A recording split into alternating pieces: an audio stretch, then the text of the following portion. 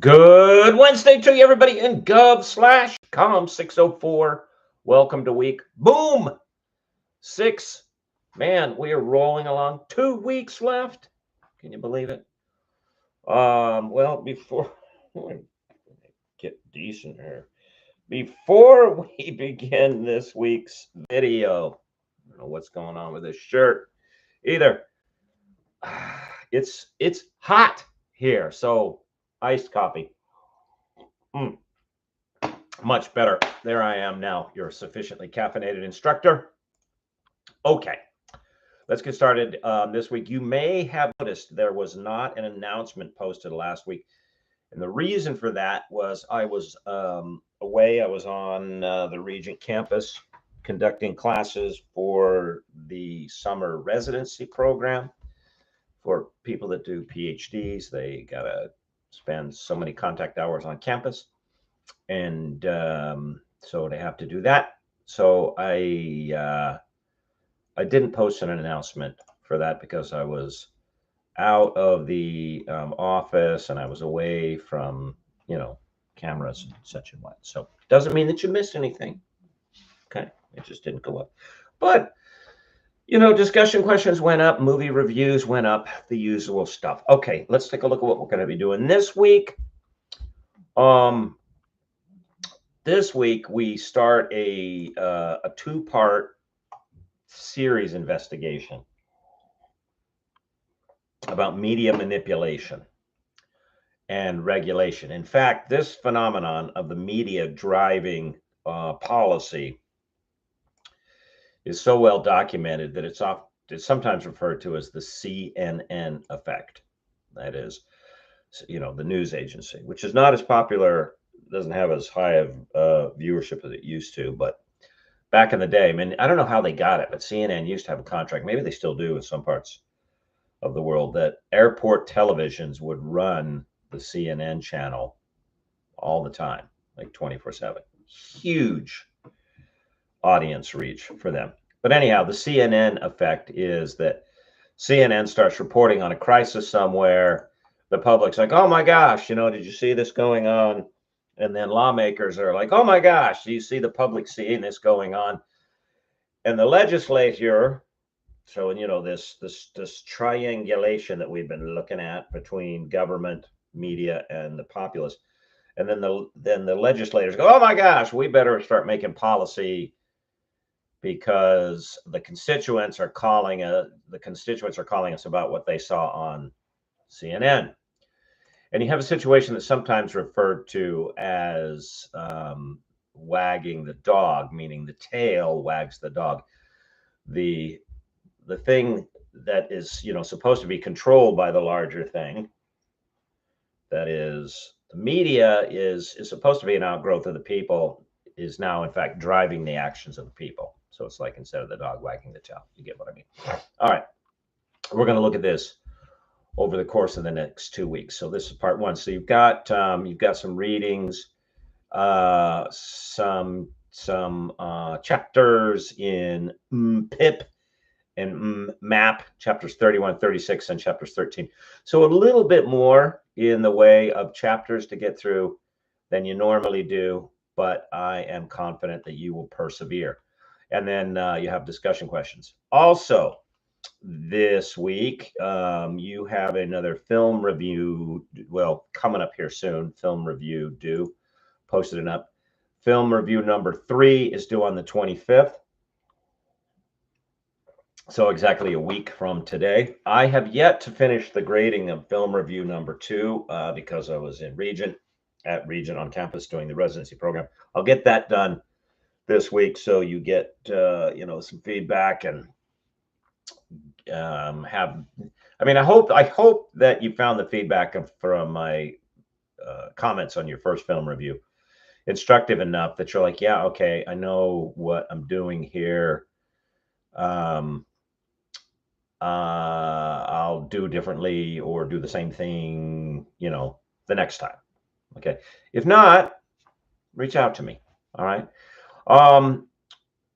I'll post the sheet for the final film review at the beginning of next week because it just, I mean, these 8 weeks are like poof, they're gone, baby, because we are over and out during the week of July 1. In fact, we don't even go, through the whole week. July 1st is a Tuesday, and class ends, boom, on a Saturday, and then grades, I think I have to have them in within 3 days after that. So it's like, get on it, man. Okay. You will have a final exam in the last week. And if you aren't already, here's how to prepare. Go back and read through the discussion questions. Now, each week, I typically post 6 or 7, and I give you the option of answering 3 or 4. But any material from any of the 7, that's fair game. This is, one of the things you get with these short courses, this is a reading intensive course.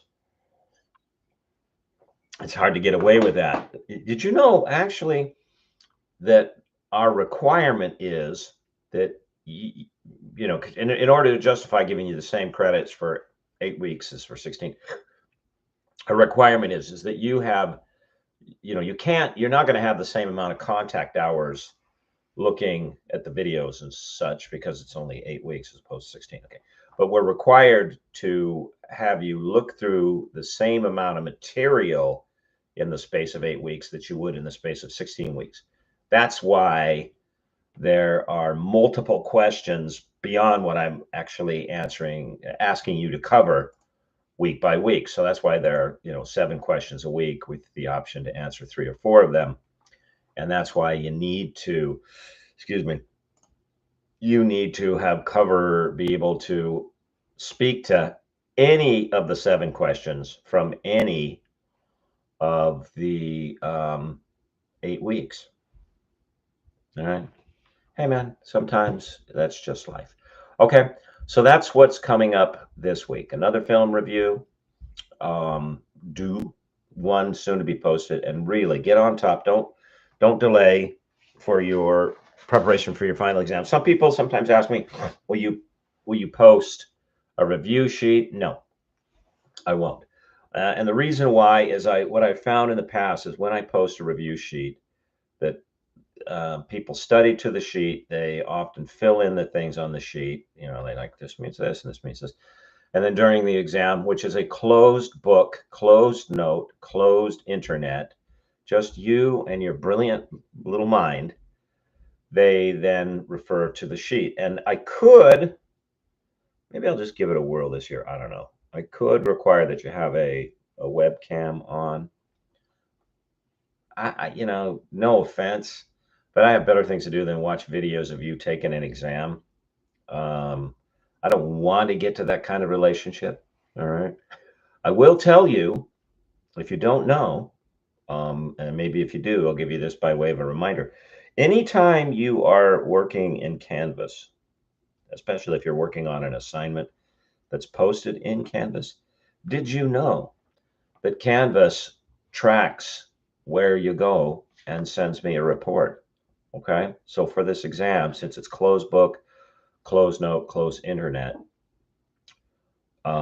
you will open the test, the browser that the Canvas test is in, and then you will close all other browsers on your system, because if you don't and you click to another browser, I get a report. And if you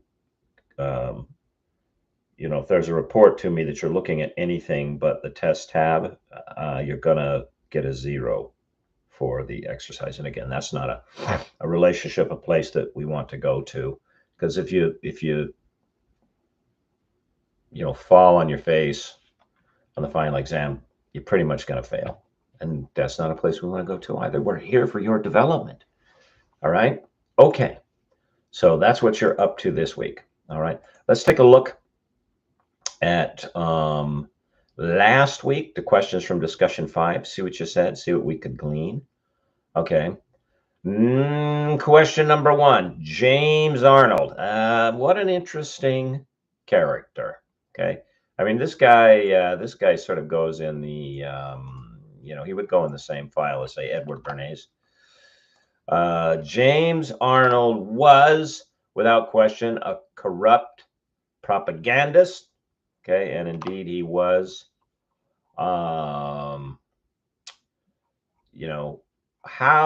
Basically the question is, what was he aware of that the media constantly needed that allowed him to manipulate public opinion? Okay, so in other words, James, baby, how did you do it? Jacqueline, let's take a look at you. James Arnold was able to legitimize false and misleading information by having pro-business articles signed by farmers union officials who had been bribed with secret corporate contributions, and then distributing them for free on ready-to-use boilerplates to hundreds of rural newspapers that needed to fill their pages. That's it right there. James Arnold knew that as the readership of papers went up in America, and America has always been, we're to be fair, we're not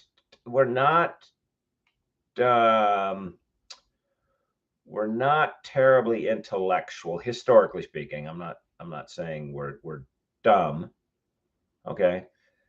But America, not a place that's spinning out new philosophies and this sort of stuff.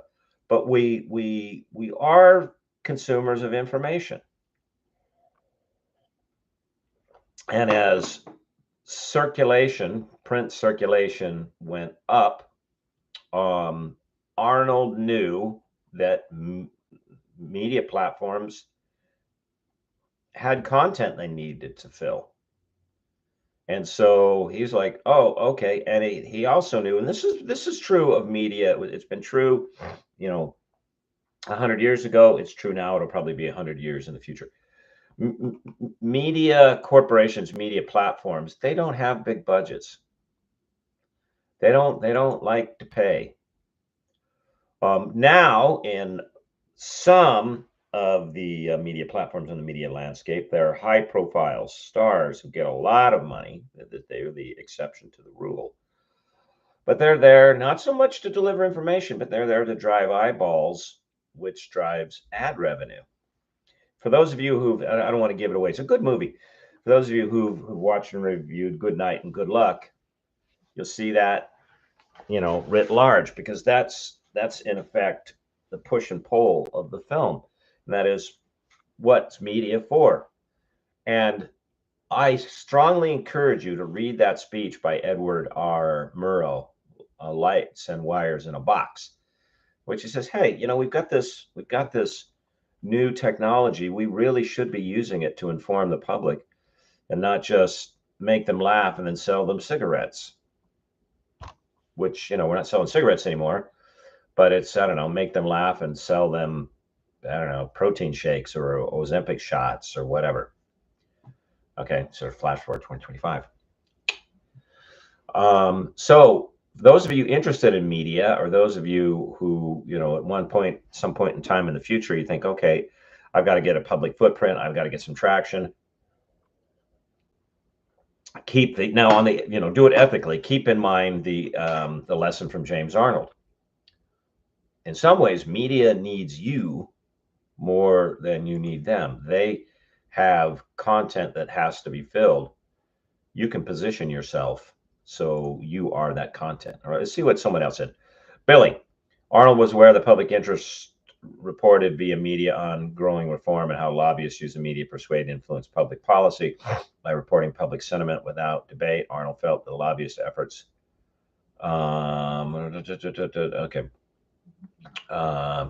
Arnold manipulated media reporting against opposing lobbyists using unethical practices to achieve his goals. He failed at the code of professional journalistic reporting and ethics to achieve his goal, backfiring on his intended mission, now labeled as a narcissistic display of free speech reporting. Okay, true. But what he knew is that they A, didn't pay a lot, B, and media is high pressure, so it's always run on deadlines. So C, if you gave them prepackaged material, they would lap it up. And then D, they often didn't ask the right kinds of questions about where did this come from and who put it together. It's like, oh wow, this looks so well put together. let's use this. And it worked. Okay, it worked. It's again, it's still that way today. I mean, it really lets you in behind the scenes where the sausage is made.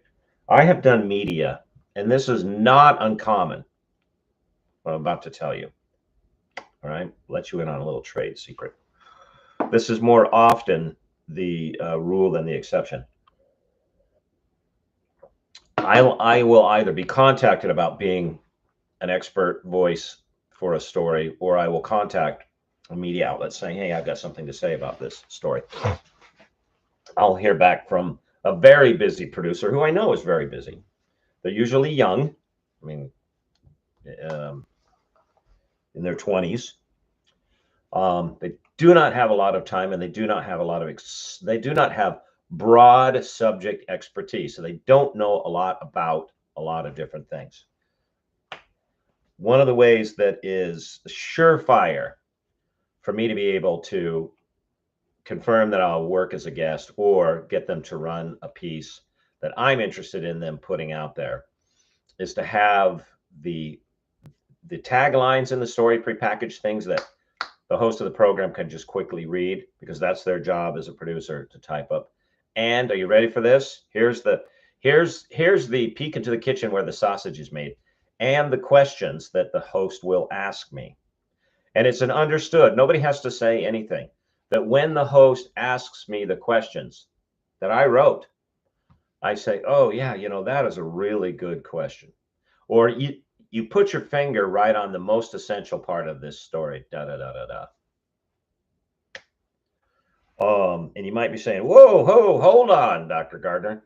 That sounds like you're suggesting that a lot of media, the interplay between host and guest, is prearranged and set up. Okay. Welcome to your Media Landscape 2025. Question number 2, consider the graph on page 320 in MIP, which is right there on my shelf. Does this graph represent an example of media manipulation of public opinion? Or does this graph, and you know, this question is to get you to look critically at sources. Or does that represent public response to a problem highlighted by the media? In other words, whom is wagging whom? Okay, Nathaniel. Perceived and actual public sentiment influences are influenced by elites and policy. All of these influences are influenced by the media. By the by, I'm not a big fan of, and this isn't directed at you, I'm not a big fan of terms that categorize but don't define. So I avoid stuff like elite, because I'm not sure what that means. If the person using, again, this is not for you, Nathaniel. The person means, will they come out of a select set of schools? Okay, say as much. Or what is it? An income designation? Is it a designation because they're working on a certain kind of platform, or is it an ideological definition? What does it mean? Okay. Anyway, I digress. It is difficult to determine what the graph exactly shows, given the fact that both influences each other in tandem. And yeah, the tandem is not the quite the right word. But you could, in analyses we say bidirectional. Okay, so it's going back and forth. Okay, even in 1983, when there were over 400 references to the Soviet threat, public favored defense spending remaining low, which indicates media manipulation is not the only factor influencing public opinion. How the public responds to an issue is heavily influenced by the media. The graph represents both sides of the coin well, with clear outlines when media attempted or succeeded in manipulating opinion, particularly between 1980 and 1983. Okay, good. In other words, hard to tell. Now watch closely the situation that is unfolding in the Middle East right now between Israel and Iran, and keep, pay attention to what the media is doing. What is really interesting now is within the ideological band that this administration is nested, is settled. There are influential media figures on platforms with really, broad reach. Charlie Kirk leaps to mind, who are saying, stay out of the dispute between Israel and Iran. And if you don't understand, if you don't know what I'm talking about, get the Ground app. It's a news app, and get up to speed on what's going on as Israel continues to bomb Iran and degrade its uranium enrichment capability. There are three main sites at which the uranium, that's a tongue twister. Three sites in which it has occurred primarily. They've taken out two. The third one is located deep underground, some 300 feet. That's like a football field. To get down to that level, the Israeli Defense Force, the IDF, would need a type of bomb that, in terms of their alliance structure, only United States has. It's the ordinance is referred to as the Moab bomb, mother of all bombs. I'm not making that up. That's the acronym. And it belongs to the so-called bunker buster class of bombs, breaks through barriers, whatever that happens to be, soil, concrete, steel, and then detonates. And the Moab has the capacity to be pre-programmed to break through certain types of material, travel down, it's very heavy, it's a big ordnance, travel down to a designated depth, and then detonate. So it either destroys the target, or it creates a pathway, like digs a shaft with a big hole at the bottom that becomes the entry point for a repeat ordnance of the same kind. And eventually you can get down to the hundreds of feet to destroy a structure. Israel is saying their enrichment capacity uranium enrichment capacity has got to go. Therefore, that facility that's deep underground has got to go. They're calling on the United States to use the Moab ordinance, the bunker buster bomb. Watch what happens with the media, okay, to see who influences who. Okay, let's take a look at the next question. Question number 3. Should the press be allowed to freely and openly cover U.S. wars? Would such coverage, which must include scenes of death and destruction, be good for democracy? Be sure to cite Sean Day, because this is, this is where, this is the person who was writing this, where you find them in your text. Okay.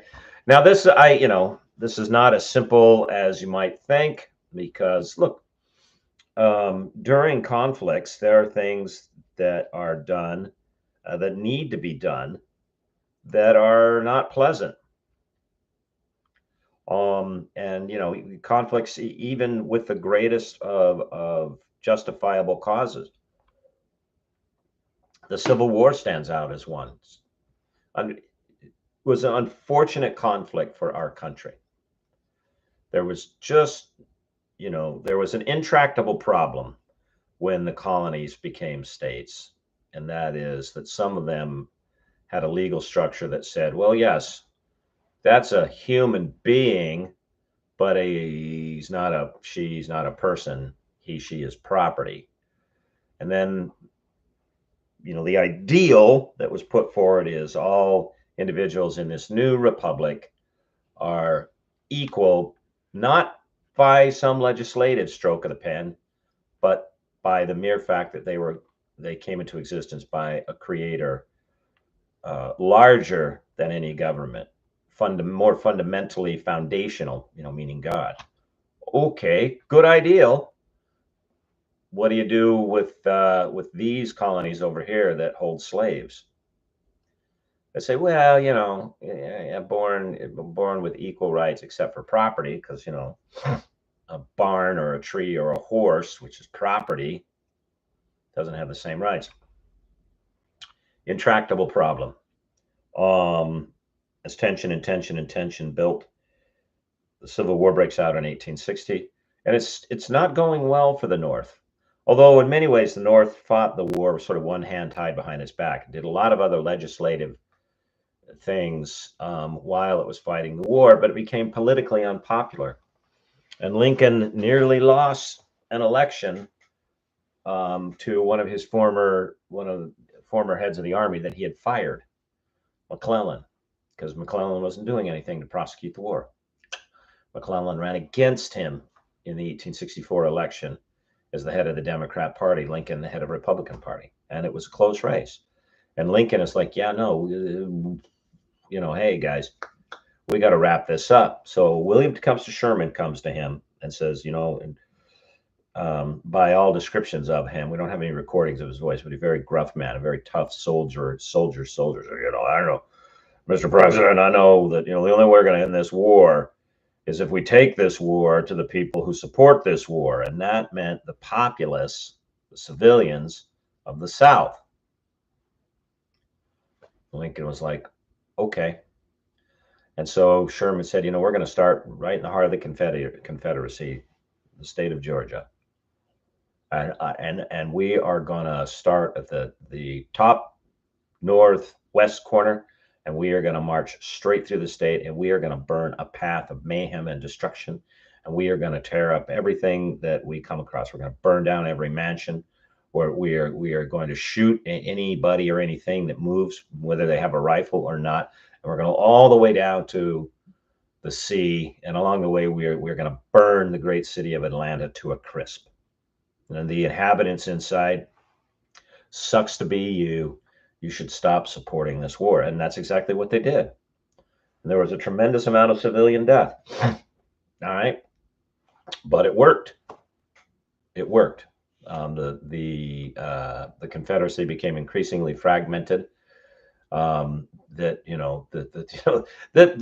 problem that nations have that come together by states or representative units whose first act was to withdraw from something else, they tend not to stick together well, because if they're willing to back out of the union that they were in before, there's a high likelihood they're going to back out of the new union that they get into. And when the war became unpopular because of the civilian death, because of the property destruction, a number of the members of the Confederacy going, yeah, we ain't doing this no more. And Confederate Army needed people, and so they said, well, we need a draft, and there were states in the Confederacy going, yeah, ain't going to draft here. We don't want to participate. And it pulled the Confederacy apart and pulled the support out from underneath the Confederate armies. Okay, so there are times in wars that even for the best of causes, there are things that have to be done that you want the public to see this. All right, let's take a look. Warren, the ideal of a free press that reports as journalists' experience is most difficult to achieve in times of war. Journalists have to weigh how much to show different aspects of war. Should you show patriotic soldier bravely fighting for their country, or the painful and suffering nature of war? If a journalist is able to gain access to the front lines, they should show the body. Should they show the bloody and gruesome scenes they witness? It is important to report the truth without sanitizing it for consumption. But these are real people, even as our enemy combatants.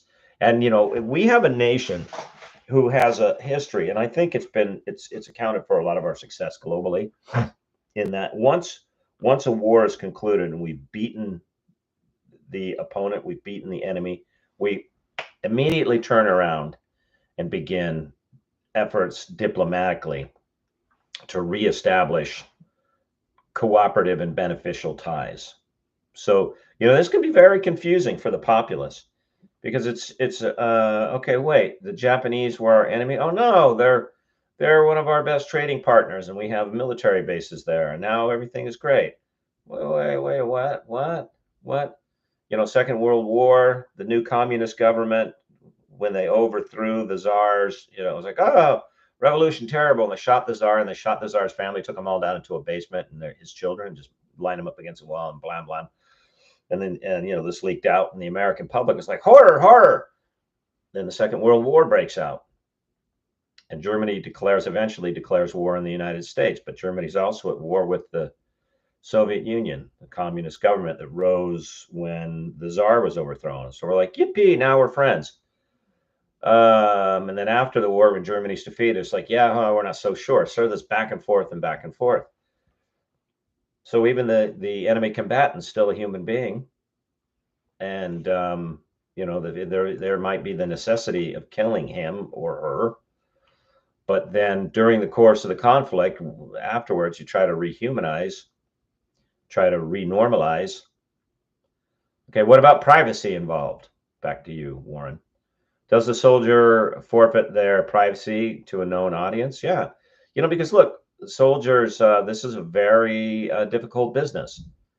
And they don't always use language that comports well with the public. They don't always talk about the enemy in a way that the public is going to understand. They don't always treat the enemy or bodies of the enemy in a way that the public is going to understand. Is that fair to them? Okay. Okay, so where do you come out on this? Okay, so you talk about the Tet offensives. I'm skipping through your answer here, Warren. There's also the concern given the technology advances reported. Okay, well, is it good for democracy? Okay, now on the exam, you might be asked to say, weigh in. Is it good? Is this good for democracy? And explain your answer, Jacqueline. Let's go ahead to you. This go down to the bottom. You say there's a lot of problems here, which suggests a lack of authentic images during conflict. Increasingly innovates,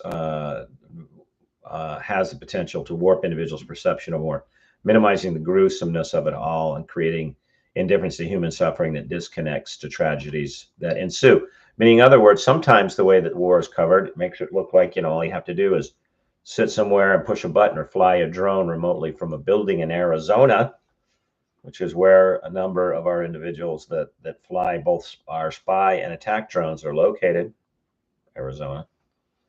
And then zap, you take out an enemy, and it looks so sanitized. Okay, does this warp the public perception of what's really involved? Okay. All right, let's speed things up a little bit. You're going to be responsible for this, but okay, what is entertainment education? Okay, this one you should know. Okay, and then I gave you a bonus question. If you choose to answer it, you get an extra 10 points. So you get the 3, and then if you get on top of it, then I'll give you the extra one. Here's the bonus question. In your supported opinion, did the media influence the outcome of the New York State trial and conviction of President Donald Trump? Now, it was really interesting from a media perspective. We'll get to the media here in just a second, the influence, how this played out. Because whether you believe the media influenced him, if you believe that he did, you may suspect that their intent was to damage his credibility, and it seemed to have the opposite effect. It actually seemed to increase his credibility with the public, so much so that that those who handle his image had suggested, and I'm sure he was part of the let's use this. Do you know that the official presidential portrait is based on his mugshot when he was booked by the state of New York? The image that he posts on his account on Truth Social, as well as X, is he still posting on X now with a little dust up with Elon? I don't know. That's based on his mugshot. Man, it's like, you talk about thug life. You are found guilty, whether justly or not, and you get elected president anyway. Wear the sunglasses and the drawn-on sunglasses and the blunt, because it's like, whoa, wait a minute. Okay, let's see. Someone who, Jacqueline, we did you already. Someone who did that bonus question. Billy, yes, the media influenced the outcome. How? Because the idea of a court system is, in most people's minds, is to trust the actors in the system, and the system itself, although flawed, is the best system in the world. People know this. People believe this. People have faith in the idea. So when a jury is selected and deliberates over facts of the case, they arrive at a verdict based on the evidence. However, what they know of the case beforehand in the media, it affects their perception of the facts. I've witnessed politics regarding the White House all of my life. Whenever I see an attack on the president, it's because of the silent majority that is disgruntled, vengeful, eager to stimulate sales and popularity using their jobs in the media. I think that's certainly fair. Okay. I mean, I think, and this particular political figure, whether you love him or hate him, he's aware of that. And he has said point blank to various media platforms, I'm the best thing that ever happened to you. Covering me has made you millions because people love to hate me. In fact, what he's saying, and it drives viewership. So, yeah, I think, you could say that they had a hand in manipulating and how the trial came out. Okay.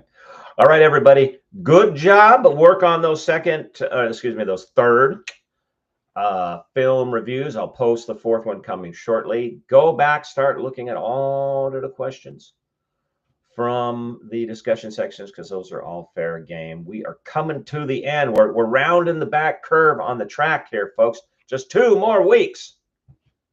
You got this. All right. I'm thinking about you. I'm praying about you. And as always, see you on campus. Bye-bye.